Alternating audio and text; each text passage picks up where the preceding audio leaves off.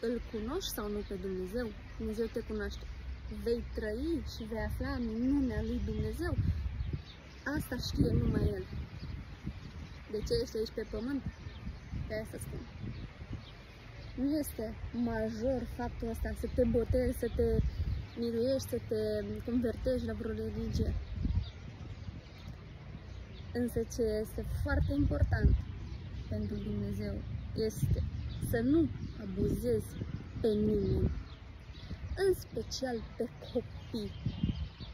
În special dacă cineva spune, eu sunt copilul lui Dumnezeu, așa că îi cer iertare lui, El este Tatăl meu, este Tatăl tău. Eu recunosc că sunt copilul lui Dumnezeu, tu nu recunoști decât că Iisus Hristos a fost și atât. Și dacă tot faceți asta, vorbiți și voi cum a vorbit Iisus Hristos despre Dumnezeu și minunile Lui. Am uitat, n-aveți voie. De ce? Liderii voștri religioși nu vă lasă.